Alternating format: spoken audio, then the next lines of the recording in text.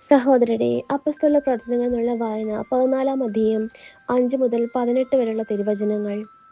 അവരെ അപമാനിക്കാനും കല്ലെറിയാനുമുള്ള ഒരു നീക്കം വിജാതിയരുടെയും യഹൂദരുടെയും അവരുടെ അധികാരികളുടെയും ഭാഗത്തു നിന്നുണ്ടായി. ഇതറിഞ്ഞ് അവർ ലിക്കവോനിയയിലെ നഗരങ്ങളായ ലിസ്ത്രായിലേക്കും ദെർബയിലേക്കും സമീപ പ്രദേശങ്ങളിലേക്കും പലായനം ചെയ്തു. അവിടെ അവർ സുവിശേഷം പ്രസംഗിച്ചു കൊണ്ടിരുന്നു. കാലുകൾക്ക് സ്വാധീനമില്ലാത്ത ഒരുവൻ ലിസ്ത്രായിൽ ഉണ്ടായിരുന്നു. ജന്മനാ മുടന്തനായിരുന്ന അവന് ഒരിക്കലും നടക്കാൻ കഴിഞ്ഞിരുന്നില്ല. പൗലോസ് പ്രസംഗിക്കുന്നത് അവൻ കേട്ടു. പൗലോസ് അവനെ സൂക്ഷിച്ചു നോക്കി.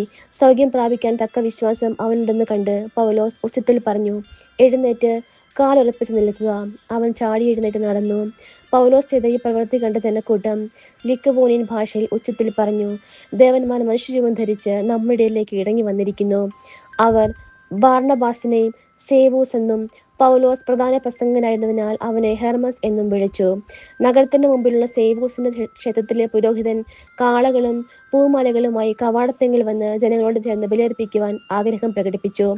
ഇതറിഞ്ഞ് അപ്പസ്തോലന്മാരായ ബാർണബാസും പൗലോസും വസ്ത്രം കീറി ജനക്കൂട്ടത്തിലേക്ക് ഓടിച്ചെന്ന് വിളിച്ചു പറഞ്ഞു, ഹേ മനുഷ്യരെ, നിങ്ങൾ ഈ ചെയ്യുന്നത് എന്താണ്? ഞങ്ങളും നിങ്ങളെപ്പോലെ തന്നെയുള്ള മനുഷ്യരാണ്.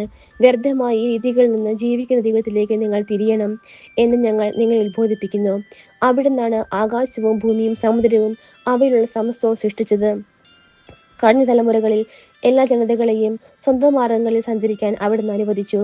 എങ്കിലും നന്മ പ്രവർത്തിക്കുകയും ആകാശത്തുനിന്ന് മഴയും ഫലപുഷ്ടമായ കാലാവസ്ഥ നിങ്ങൾക്ക് പ്രദാനം ചെയ്യുകയും ആഹാരവും ആനന്ദവും നൽകി നിങ്ങളുടെ ഹൃദയങ്ങളെ നിറയ്ക്കുകയും ചെയ്തതുകൊണ്ട് അവിടുന്ന് തനിക്ക് സാക്ഷി നൽകിക്കൊണ്ടിരുന്നു. അവർ ഇപ്രകാരം പറഞ്ഞു, തങ്ങൾക്ക് ബലിയർപ്പിക്കുന്നതെന്ന് ജനങ്ങളെ കഷ്ടിച്ച് പിന്തിരിപ്പിച്ചു. നമ്മുടെ കർത്താവായ മിശിഹായ്ക്ക് സ്തുതി. സഹോദരരെ, വിശുദ്ധ യോഹന്നാൻ എഴുതിയ സുവിശേഷം 14 അധ്യായം 21 മുതൽ 26 വരെയുള്ള തിരുവചനങ്ങൾ. എൻ്റെ കൽപ്പനകൾ സ്വീകരിക്കുകയും പാലിക്കുകയും ചെയ്യുന്നവനാണ് എന്നെ സ്നേഹിക്കുന്നത്. എന്നെ സ്നേഹിക്കുന്നവനെ എൻ്റെ പിതാവും സ്നേഹിക്കും. ഞാനും അവനെ സ്നേഹിക്കുകയും എന്നെ അവന് വെളിപ്പെടുത്തുകയും ചെയ്യും. യൂദാസ് കറിയോത്തയല്ല അവനോട് പറഞ്ഞു, കർത്താവേ, നീ നിന്നെ ഞങ്ങൾക്ക് വെളിപ്പെടുത്താൻ പോകുന്നു, എന്നാൽ ലോകത്തിന് വെളിപ്പെടുത്തുകയില്ല എന്ന് പറഞ്ഞത് എന്താണ്? യേശു പ്രതിവചിച്ചു, എന്നെ സ്നേഹിക്കുന്നവൻ എൻ്റെ വചനം പാലിക്കും. അപ്പോൾ എൻ്റെ പിതാവ് അവനെ സ്നേഹിക്കുകയും ഞങ്ങൾ അവൻ്റെ അടുത്ത് വന്ന് അവനിൽ വാസം ഉറപ്പിക്കുകയും ചെയ്യും. എന്നെ സ്നേഹിക്കാത്തവനോ എൻ്റെ വചനങ്ങൾ പാലിക്കുന്നില്ല. നിങ്ങൾ ശ്രവിക്കുന്ന ഈ വചനം എൻ്റേതല്ല, എന്നെ അയച്ച പിതാവിൻ്റേതാണ്. നിങ്ങളുടെ കൂടെ ആയിരിക്കുമ്പോൾ തന്നെ ഇത് ഞാൻ നിങ്ങളോട് പറഞ്ഞിരിക്കുന്നു.